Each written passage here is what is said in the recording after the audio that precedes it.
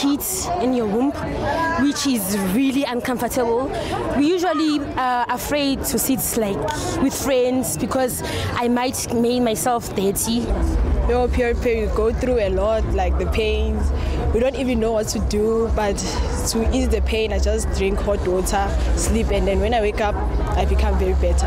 I don't have severe period pains, but then it's more like a pain here and at the back. It's like a back pain, basically.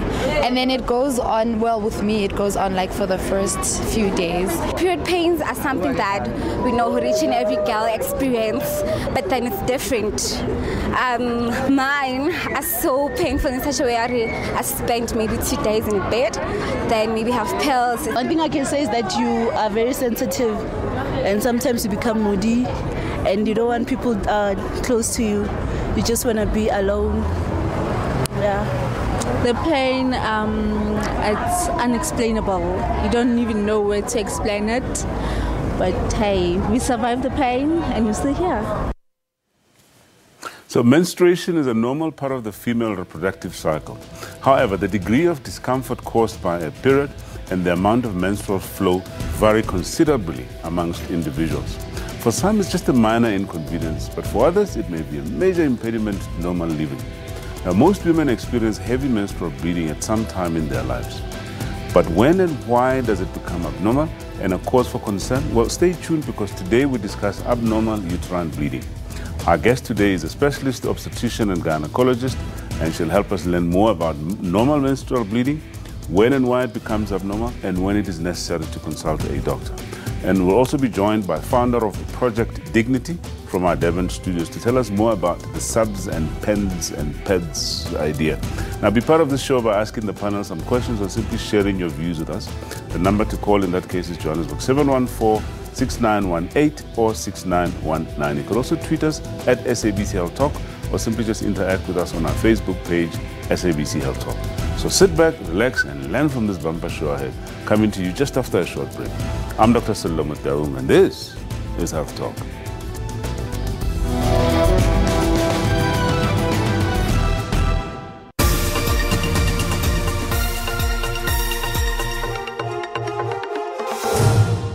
Hey, amakhazi asibulele since kusile la sifathimbaula la kuyabanda legoli and then sesize sadecide ukuthi sivele sibase umlilo khona sokhona nokufudumala kusebenzeki na kahle. Police killers are not coming from the sky. They are actually coming from the communities where we are. So it cannot be correct. We regret what has happened because the strike affects everyone. So is electricity. Electricity also affects everyone. It's a community problem. We are owing ESCO. Currently, we could not reconcile the bill, what they bill us, with theirs. We could not agree.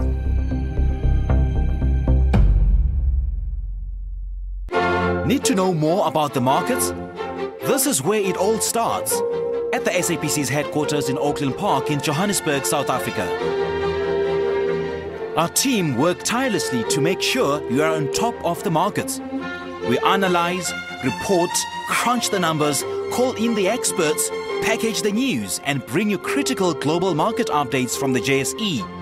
We'll unpack exactly what's shaping markets.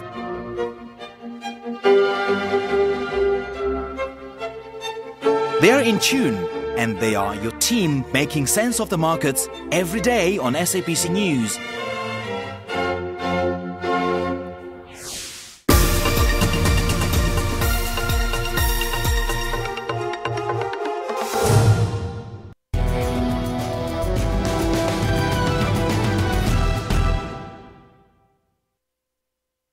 As females, we have different, some have few flow, normal, heavy flow. I have heavy flow, which I go for 7 days.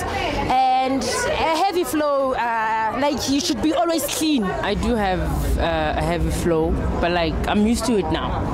You know, it's just that it's painful, but it's something you get used to. It's awful. I used to change God knows how many times a day. But yeah, it's very painful, that one. Well, when I started, but now it's fine. I did manage to control it somewhere. I don't know what happened, but now it's fine. But like when you're on like birth control, it messes up your cycle.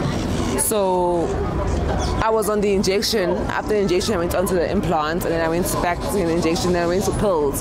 So it messed up my whole flow, and it messed up my hormonal situation. And when you're very hormonal, when your hormones are very imbalanced, it leads to you being not crazy, but you have a lot of mood swings.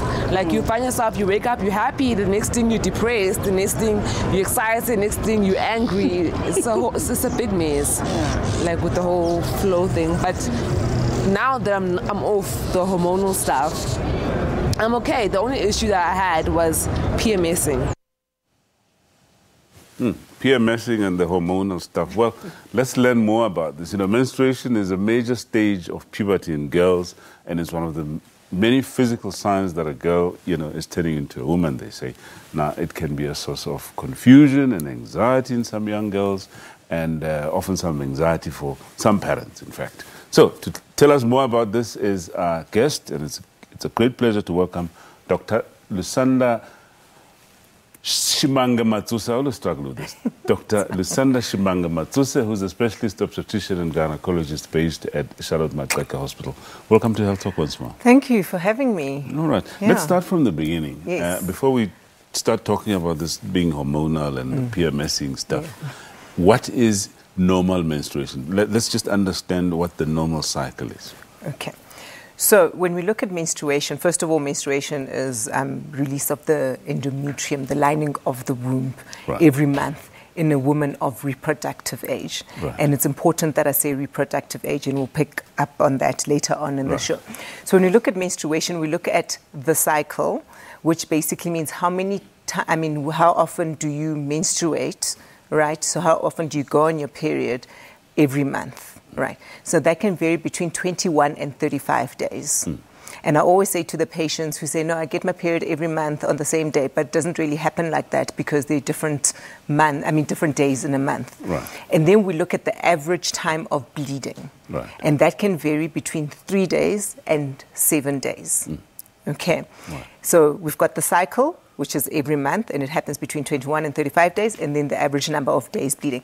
And then we look at the volume of blood as well. Right. So the average volume that we always speak about is 80 mils, and someone may ask, how do you know if you've got 80 mils of blood? Correct. Well, you don't know unless you are using the different methods to actually measure blood loss. So your menstruation is your period that occurs every month. It can occur every 21 days or every 35 days or every 28 days, but that is the average that we talk about, 3 to 7 days, and an average of 80 mils.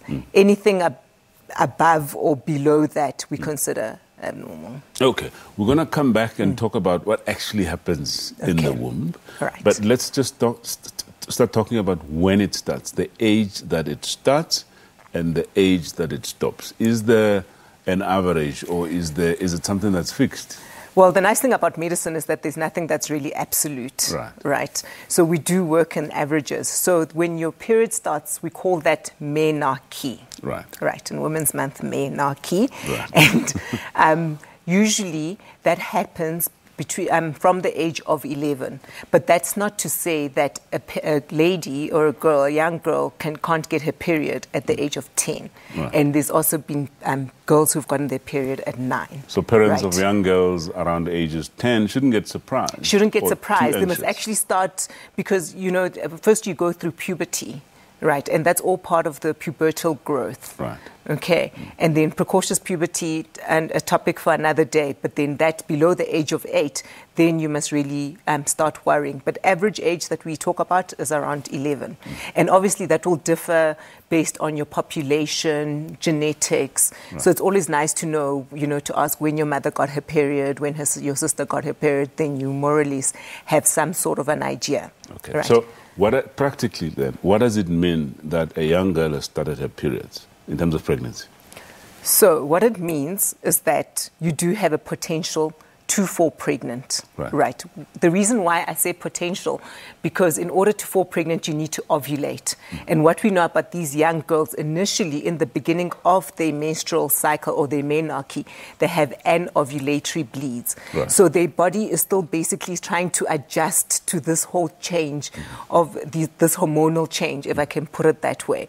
So it's not to say that, you know, if you're a young girl and you get your period at the age of 10, you're like, no, but I'm still having anovulatory bleeds, I can't fall pregnant. Yeah, the potential is there. The potential is there. Right. By virtue of the fact that there is an egg that goes through the whole process of the menstrual cycle, and then if it doesn't get fertilized, it gets released, and that's when you get your menstruation. Okay. Then on the other spectrum, we have what you call menopause. Yeah. All right. Yeah. And basically that... They all center around men, isn't it? Men, right? And it's Why? August, and we we always talk about men. But anyways, so menopause, that's on the other spectrum. Okay. So now that is the stopping of your period. And how would you know if someone's going through menopause?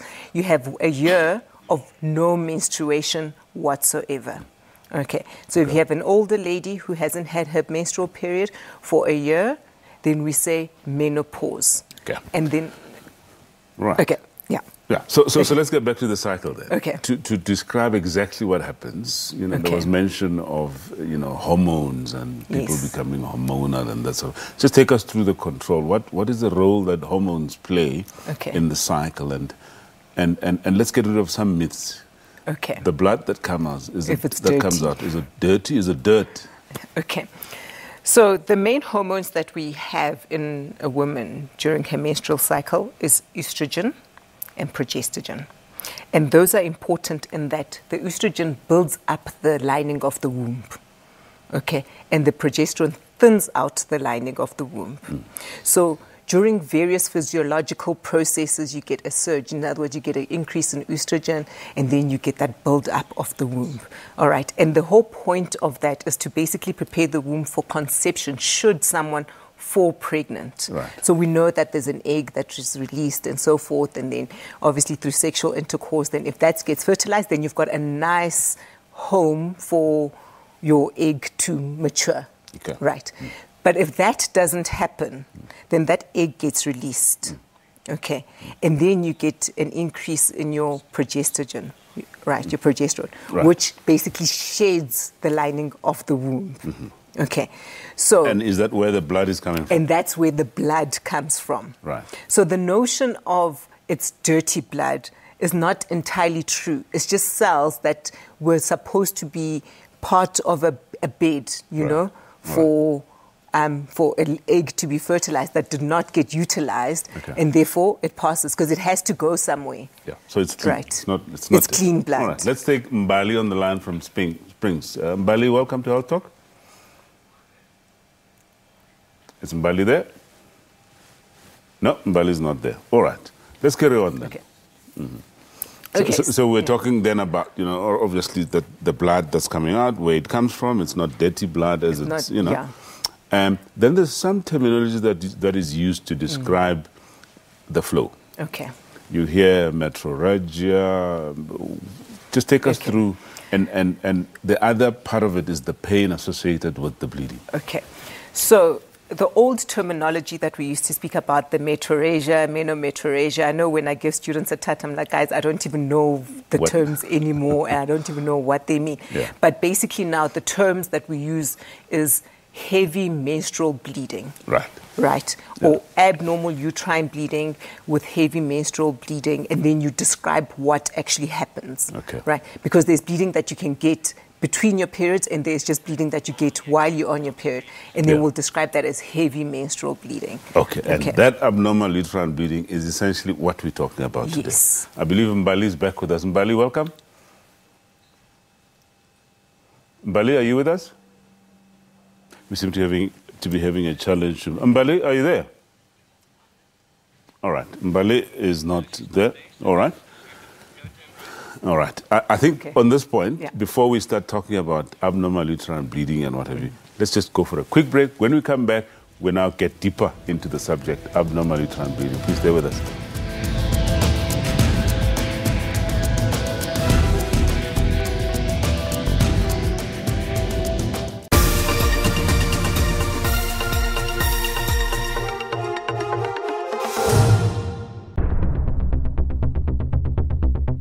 we've now passed the National Youth Policy, which guides all departments. Because when you talk about youth development, you're not just talking about what the NYDA must do.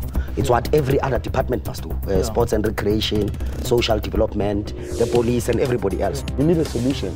We need, if need be, let the president address us once a month and tell us what is he doing about youth unemployment. Political consciousness that those young brave leaders had. You would remember very well that it was rife politically. It's not actually operating in compliance with our rules and regulations. We really take stern action.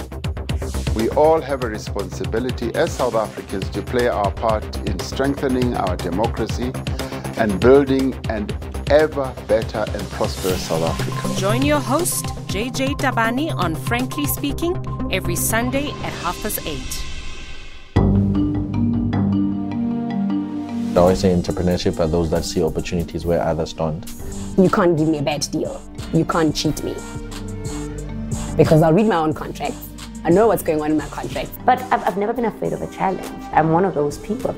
I didn't know the difference between my money and the business money. Whatever money that came in used to be your money. You'd go shopping, driving all these cars, and you were forgetting to pay creditors. If we're more diligent with how we utilize our money. So the great thing with this and my other job, being an advocate, is that in both industries, I sort of own my time.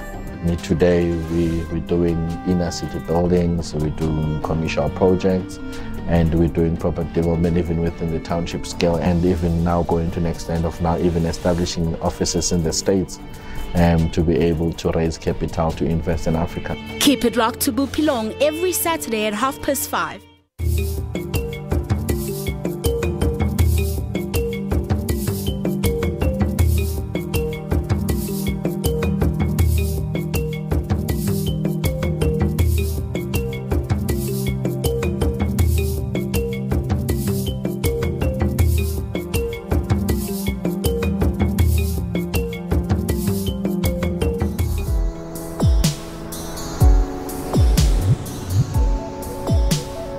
SABC News celebrates Women's Month.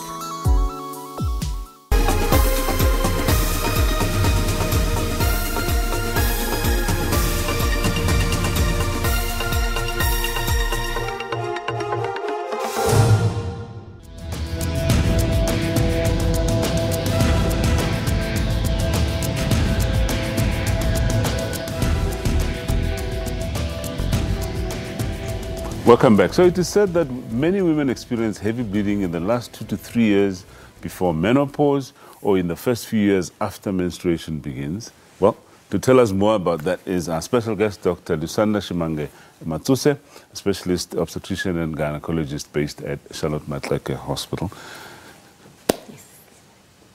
I just made a statement now about the fact that it is said that, most women will experience heavy bleeding either, towards menopause or soon after. But clearly there's no such pattern, is there? I mean, it can happen to anyone. So the whole thing with heavy menstrual bleeding, there's research to show that 40% of women who think they have heavy menstrual bleeding actually have normal menstrual bleeding, and vice versa. And there's another 40% who think they have normal menstrual bleeding, but it's actually heavy menstrual bleeding. And just listening to the insert that was in the beginning, where one of the girls was like, "Yeah, no, it comes and it's heavy, but I know it's this is what happens." And if you probably delve deeper, you probably find she's actually having her normal menstrual cycle. Which talks to the question, abnormal. Who determines that it's abnormal? So, as you remember, in the beginning, I described the 21 to 35 days, 3 to 7 days, about 80 mils. Right. So, typically, a patient will come to you and she'll say, my periods are so bad. Right. And then obviously through history and everything, we'll find out, okay, what do you mean it's bad? And she'll say, no, I bleed for 7 days and there's clots coming out.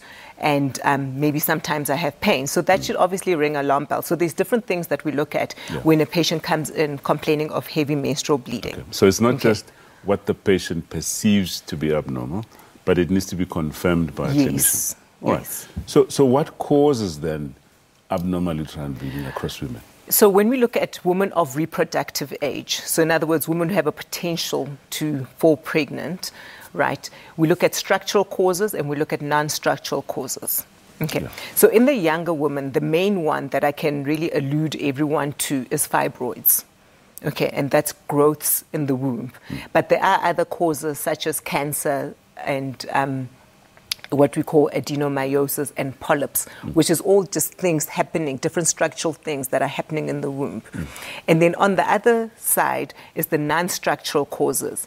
So could it be something that's really caused by health workers? So is the patient on medication, such as blood thinning medication? Okay. Is this what we call an ovulation problem? Or is this a bleeding disorder that was never picked up? Because we know women who have bleeding disorders, how are they going to present themselves with abnormal uterine bleeding? And then through history, we know, okay, does she get nosebleeds a lot? Does she bruise easily? Okay, could this be the problem? Right. Yeah. So what about the link between contraceptives and the bleeding? So with contraceptives, you can either get heavy menstrual bleeding, depend on the type of contraceptive, at the time of insertion. I'll get back to that.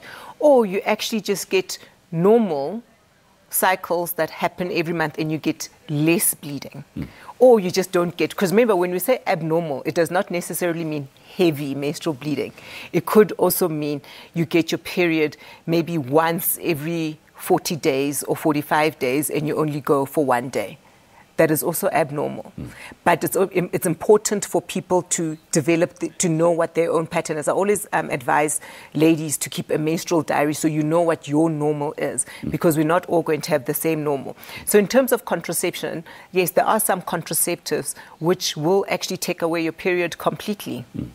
Okay, and then you get some contraception where women are on it and then they say, no, but ever since I went on this, I've been bleeding so much. So it also depends on when in the cycle are you, did you get your contraception? And obviously there's different contraceptive methods which will have different side effects. Talking about contraception and no bleeding at all, right? There's this notion that people feel that if they don't have their regular menses, this blood is collecting somewhere and it's going to make them sick or something. Please just allay people's fears in that regard. So let me just get it out there. The blood is not collecting anywhere. The reason why this blood is not collecting anywhere, because we are not forming that endometrium, that lining of the womb that I spoke about. Right. So basically, there is nothing to shed.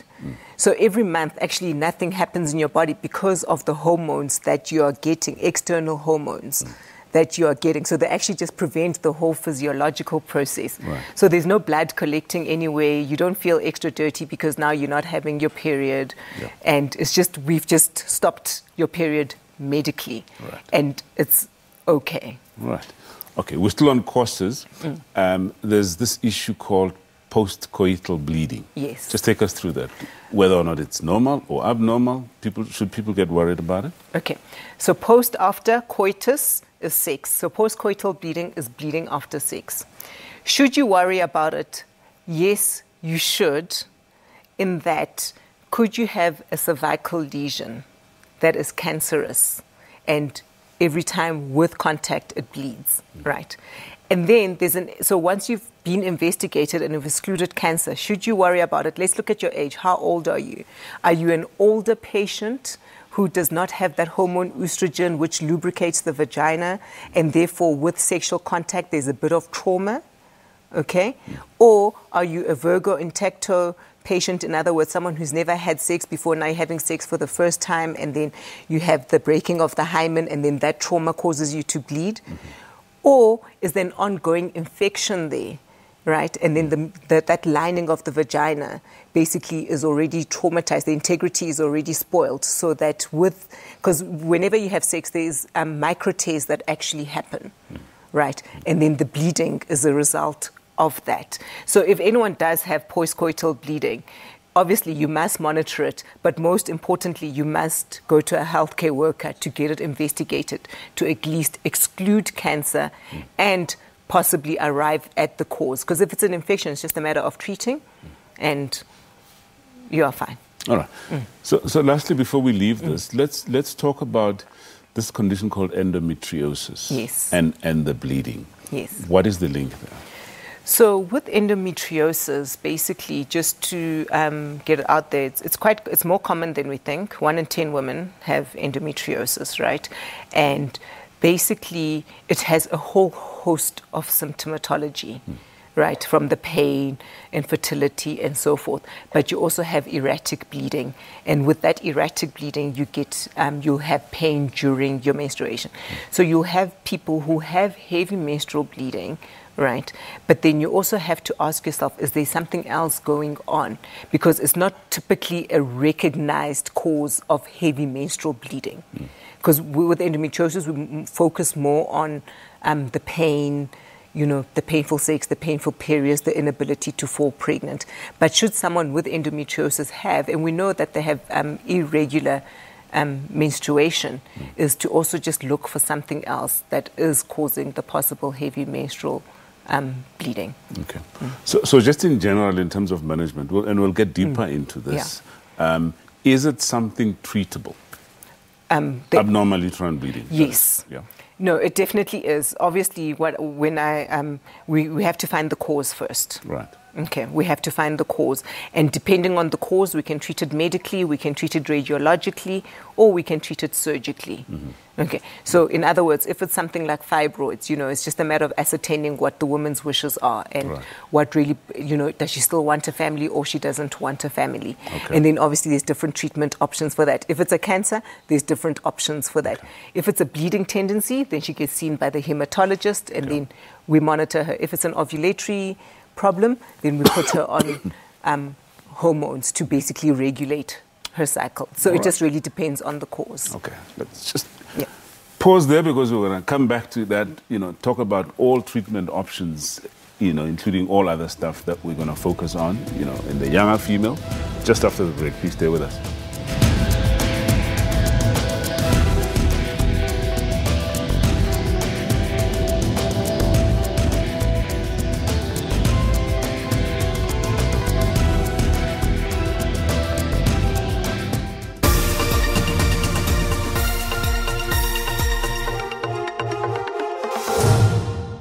One's life can change in an instant. It is then that you need fast and efficient service. And that is why Asupol created the Instant Groceries benefit for you. Minutes after a claim, an electronic voucher for 2,500 Rand will be sent to your cell phone. And within an instant, you can start doing shopping at all the major stores. More than 700,000 customers have already received the Instant Groceries benefit. Get yours in an instant. SMS call to 32813. Young people make up the majority of the people in this country. So why is it that the job market is filled with old people? We also need someone who can help us with everything. Job opportunities are things that could do. High levels of violent behavior in our schools, learners physically attacking other learners, learners physically attacking teachers, and teachers attacking learners. The laws that are governing health today will all have to be amended and be changed. Nothing is going to stay the way it is now.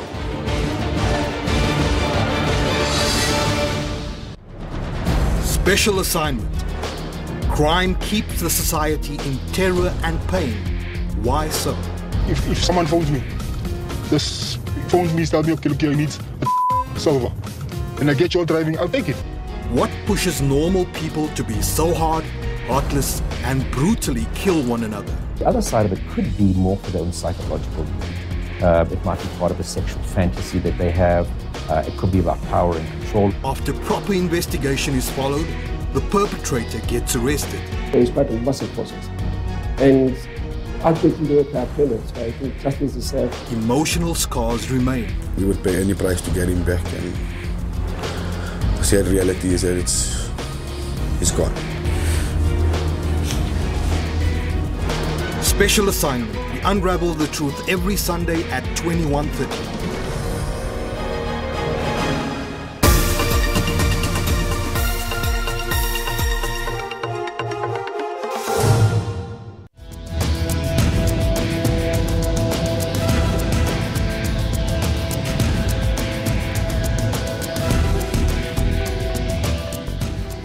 Welcome back. Now, if you suffer intense pain during your period and using disposables, have you ever considered using alternatives like cloth pads, 100% organic cotton products, or menstrual cups? Now, we asked young women if they would use reusable pads. Just take a look. It's just unhygienic. Like you feel, because you know when you don't know but you as a man, but after using a pad for a while, you can feel like you feel dirty. Yeah, so like in your head already, it's like I was using this pad before. How am I going to use it again? I feel like maybe it's good for people that are disadvantaged and don't have underprivileged people. In those terms, yeah, maybe it's good for them to be able to. But for me personally, yeah, and me too with the heavy flow. Imagine washing that and then no. Honestly, I don't use them now. I don't think I'll ever use them. Yeah, I don't like. I just unscented. Unscented. We have panty liners. We have pads. We have the tampons. Some people use tampons. Some people prefer the normal pads and all that. On a personal view, I'd never. I think use and throw away is best. But for people who cannot afford, they can use. But personally, I wouldn't. Yeah, I wouldn't as well. I agree with her. I feel like reusable pads. I mean, they take time. You have to wash it and then wait for it dry. When the flow comes out, it's dirt. So as much as you wash it off, like the germs are still there. Yeah, I wouldn't. They cause some rash because of the heat we're having. Like you'll be wearing a jean, a tight. So I prefer temples since they are comfortable. So obviously these are young girls who can afford these expensive pads and tampons and what have you. But the reality is that there's a lot more, lots and lots more that cannot even afford just simple pads. Okay, we're going to continue our discussion with our guest here in Johannesburg, Dr. Lusanda Shimanga Matsose, specialist gynecologist and obstetrician based at Charlotte Maxeke Hospital. And we're now joined by Brenda McCann. Brenda McCann is the project coordinator from Project Dignity. Welcome to Health Talk, Brenda. Thank you very much. All right. Just tell us about this Project Dignity. Obviously, we played a clip earlier just asking, if some young women how they feel about using reusable pads. But clearly, the cohort that we had there is people that obviously can afford the more expensive ones. But just tell us about your project. Yes, well, Project Dignity was started when they realized that lots of girls weren't going to school because of a lack of access to sanitary wear. So Sue Barnes, who's the founder of Project Dignity and Subs Pads, designed this product, which girls can use for 3 to 6 hours, depending on their flow, before they need to change it. And the product, if looked after correctly, can last them for 3 to 5 years, which is a huge benefit for a lot of these girls who really they don't have anything. They can't use anything. They use things like cloth or tissue or bark. So it definitely helps girls that can't afford to buy sanitary wear but still want to keep going to school and continue with their everyday life. Okay. One of the issues that came up, quite strongly from the earlier clip that we played is the issue around hygiene with these reusable pads. Would you like perhaps to comment on that? Okay, with like anything, you need to clean stuff properly. And with this product, it's made completely out of fabric, so it's washed like your clothing. So you wash it, you rinse it out first, so you rinse all the blood out, and then you wash it with your Omo, your Sunlight, your Ariel, and you wash it, and then you rinse it to make sure that there's no soap, and you can wash it and rinse it again. So it's completely clean. Or if you are lucky enough to have a washing machine, if you want to use a product because you want to be more eco-friendly, then you can throw it into your washing machine and it will clean it properly. You hang it up to dry in the sunlight and it's clean, it's healthy and it's safe. I've used the product myself, so I know that from first-hand experience. Okay. So tell us about distribution of these products. Where do you distribute them, and how do you obviously raise funds, to have more that you distribute? Surely there's more communities that are quite needy of these products on there. Yeah, the need out there is a lot more than the funds that we get in. So we get literally every day we'll get an email asking for help for us to come to the school and help the girls with the washable pads. What we do is we fundraise, we try and raise as much awareness as we possibly can around the issue. And we get corporates, we get funds, we apply for specific grants to help us. As soon as the money comes in, we then find schools that we can help. So being based in KZN, we do a lot of work here in KZN where we distribute to rural areas. We've just actually been into Bizana down in the Eastern Cape. We go to the South Coast, we go up the North Coast. We also have representatives in Cape Town and in Johannesburg. So we are also able to get out there to distribute our product and our educational program around puberty and menstruation to the girls. And they really love it and they really appreciate it. You get some girls that don't want to use the product, and you get other girls that you can just see it's just a lifesaver for them. Yeah. And in terms of cost, by the way, I mean, you give these out for free. Is that correct? Yes, we fundraise so that we can donate the product to the girls.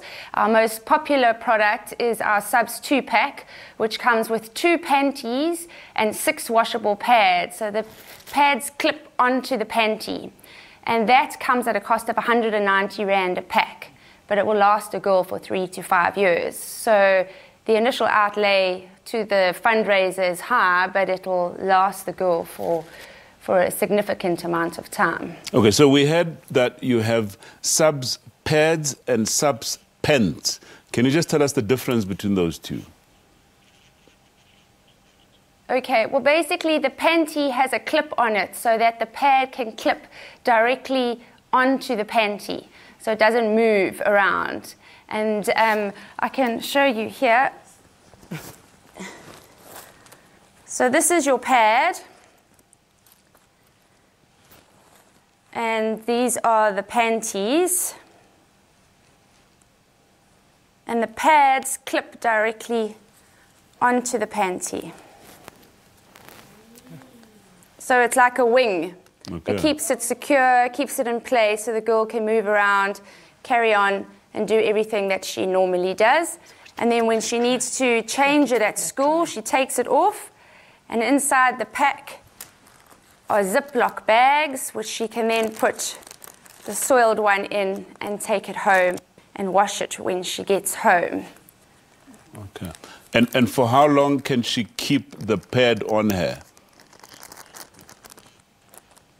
She can keep it on her for 3 to 6 hours, depending on her flow. So if she has a light flow, she could wear it for 6 hours, and if her flow was a lot heavier, she would probably have to change it every 2 to 3 hours. So it works the same as a normal disposable pad. Yeah. It's got special fabric inside it, one that helps absorb and the other one that helps keep her dry while she's wearing the product. All right. Looks quite a good product. I mean, quite cost effective if you compare it to the normal pads that are obviously a lot more expensive. Well, Brenda McCann, we'll probably just come back to you now, but let's come back to our Johannesburg studio and speak to Dr. Shimanga Matsusa. First of all, your views on this product. Look, I mean, we all know pads, tampons are expensive, and we know there's a great population of young women who cannot afford these products. Right. You know, so with the disposable products, and yes, like Brenda said, the initial cost may be a lot, but the long-term cost, I mean, lasting 5 years, and you don't have to every month go and buy pads. I think it's absolutely brilliant, and I like what she said about it's got the material that absorbs and the material that keeps the blood dry. You know, which is really a main thing about why would I use a disposable versus a reusable? Right. You know, so the fact that it has that element, then it's really important. And obviously, also going on to the other products, the menstrual cups, yes, which is also of benefit. The initial cost possibly expensive, but the long-term costs are really cheap. And I think it's more about a mind shift and people just trying to getting to understand that there are these products available now. You know, it's not just the ones that we buy from the shop. Let's talk a little about the menstrual cup now. Yeah. How does it work and what's the cost like? So it's made of medical silicone, right? And it's basically, I always say to patients, it looks like a tulip. So it's got a cup and then it's got a little stalk at the bottom. And it's very pliable. So when you insert it into your vagina, you basically bend the cup and then it sits on your cervix. So if this is a cervix, and I actually should have brought one, but if this is your cervix, then it sits like this. So whatever blood that comes out through your cervix, then the cup catches it, and you get different sizes, you know, and depending on your menstrual cycle. Okay. So the package insert on the menstrual cup says you can keep it on for 12 hours, all right? But you can also, in between, like during the day, you go to the bathroom and then you release the blood in the toilet, and then you wipe it with some toilet paper and then you reinsert it. So that's also a cost-effective way in terms of that, number one, you're not buying pads or tampons every month. You've got this. And some of the products that are out there in terms of menstrual cup last for up to 10 years. And it comes with cleaning instruction. And it's one of those where if you're taking a shower or a bath, you can just clean it there and then reinsert it again. And also now with all global warming and everything going on, it's also from a ecological point of view, it's much more friendlier than our disposables. All right. Just to finish off discussion in this segment, let's talk about treatment for abnormal uterine bleeding in the younger female. What options are there? So a lot of the... Or at least, perhaps the most important question is, when should they come and visit a doctor? So I always say to, especially our teenage patients, is that menstrual period, as older people, we must stop telling women that menstrual periods are normal. Okay. No, they are not normal. Get them checked out, and then we will decide whether it's normal or not. And the reason I'm saying that is that there's a significant number of adolescent ladies who are getting endometriosis at a younger age. And therefore, they start... but there's a 7-year delay in diagnosis. So if you've got a young lady who's started her period and she just has severe menstrual cramps that she can't go to school, and some of them don't necessarily present typically like that, they must get checked out. And then from the heavy menstrual period or the abnormal uterine bleeding point of view, also you need to be aware that, if by the age of 16 you have not gotten your menstruation, you need to go and get it checked out, because there could be something organic, such as you actually did not even develop a uterus in the first place. You know? Before we finish, let's go back to Durban and just say goodbye to Brenda McCann. Brenda, I just want to take this opportunity to thank you very much and wish you all the best in your Project Dignity. We will put up the details just so that, when people, have something to give, or at least, want to do something along those lines, we will just, put your contact details there. And I would imagine on your website is all details around, how people can make financial contributions. Is that correct? Everything is on the website. All right. Well, thank you very much and all the best. Well, folk, it's on that note that we come to just... I'd like to... just before we do that, yes, just one last minute. Yeah? Sorry. I would just like to say thank you very much for having us on the show, and also well done for talking about this issue. All right. Thank you very much. Okay. Time for another quick break. When we come back, we'll wrap up this show. Please stay with us.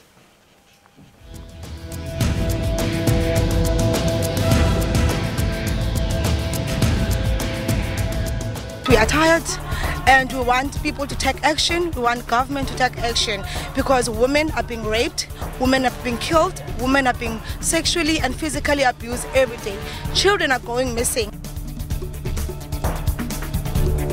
See men at the forefront of this march is what softens the heart and makes us all feel proud of the type of men that we have in our country. Here, the rates of violence against women and children are alarmingly high. Enough is enough.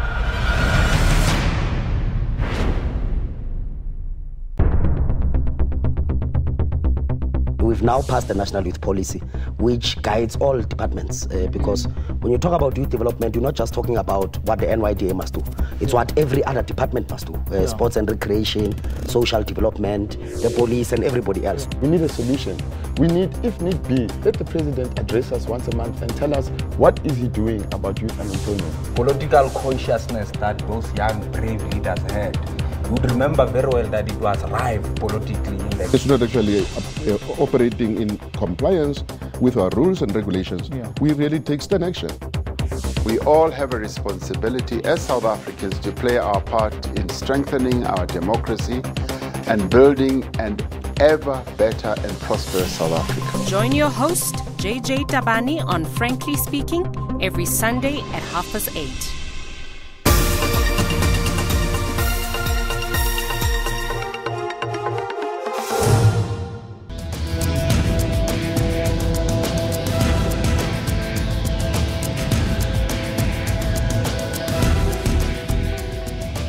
Welcome back. We're talking abnormal uterine bleeding with my special guest, Dr. Lusanda Shimanga-Matsuse, specialist obstetrician and gynecologist based at Charlotte Maxeke. Now, we're moving on to this segment where we're going to be focusing on the older female. If you're an older female and you have abnormal uterine bleeding, what exactly does it mean for you?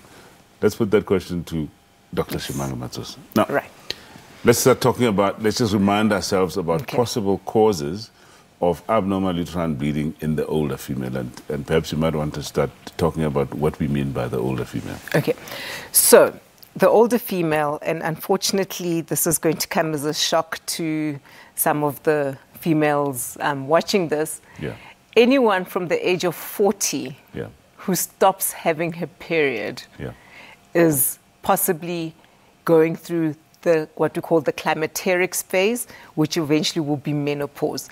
The reason I'm saying that is that I get a lot of patients who are like 41, 42, my period has stopped, and I'm so worried. Because remember, at that age, you can still fall pregnant. Right. But it just so happened that for you, it happened earlier. Below the age of 40, yes, then we must worry as to why.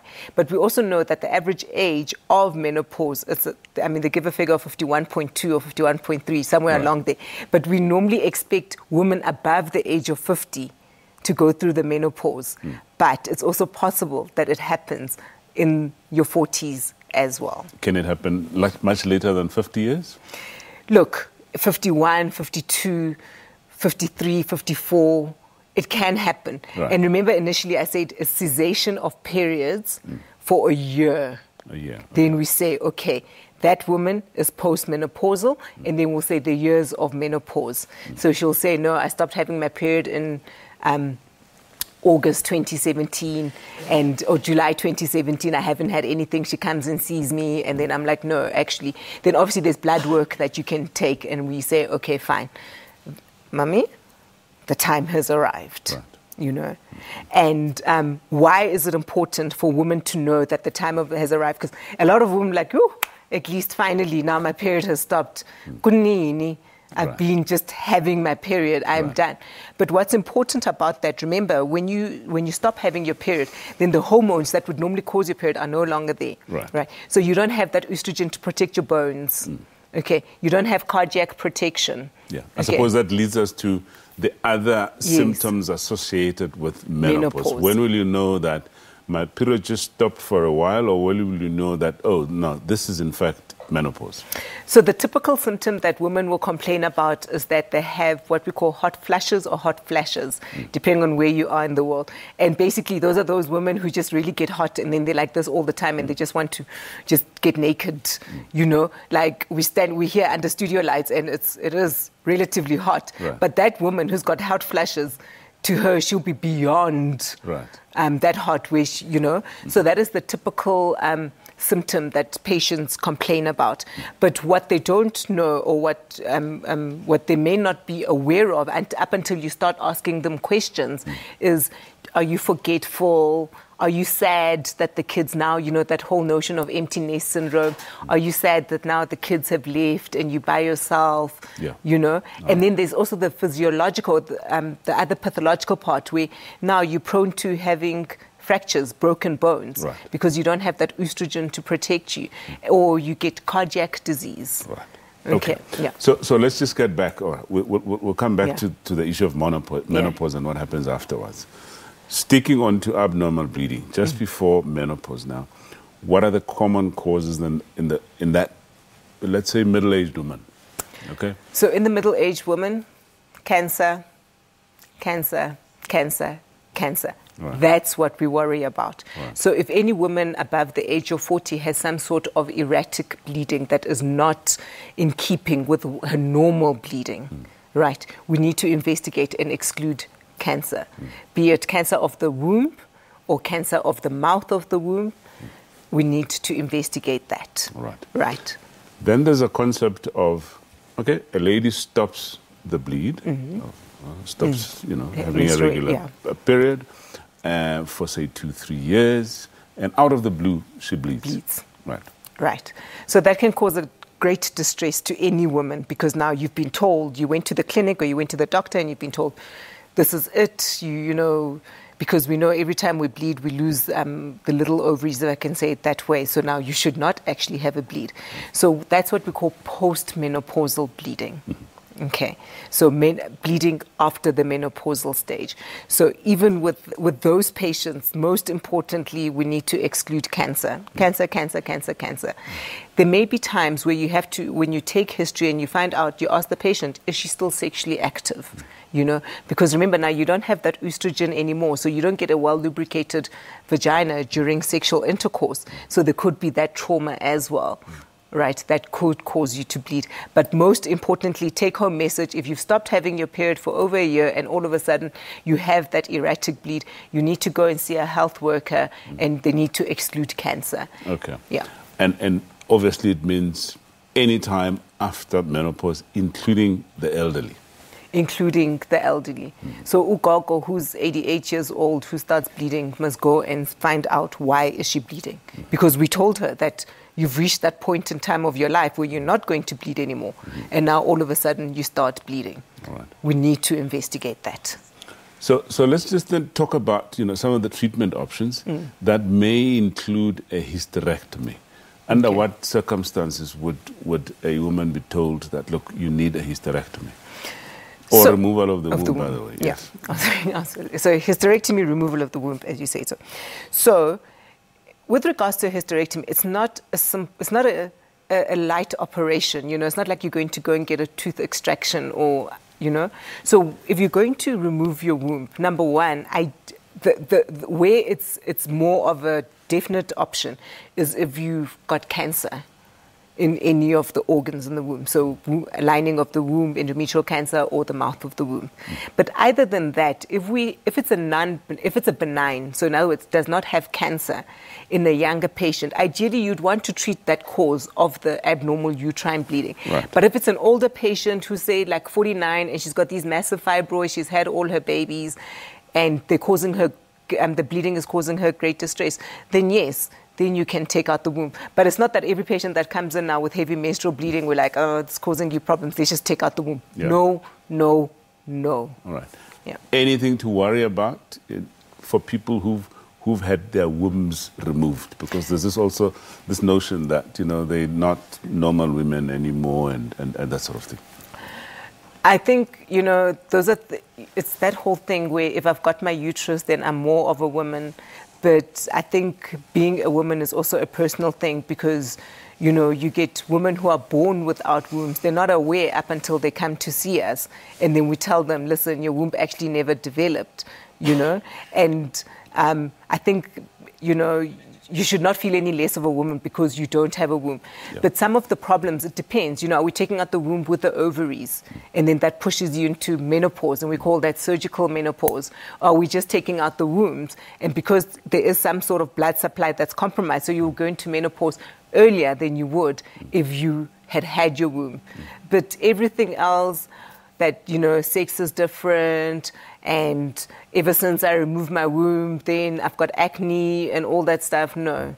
But obviously these are things that you'll discuss with your health worker. So if you have any concerns, if you're going for an operation to remove your womb, it's important that whatever concerns that you have, you address them with your health practitioner before you actually give consent to have that operation. Right.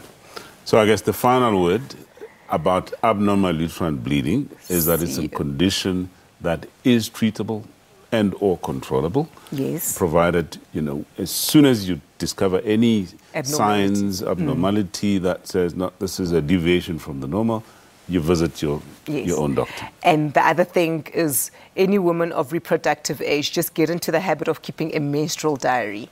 It's tedious, but there's apps out there, so life has it's been made easy for us.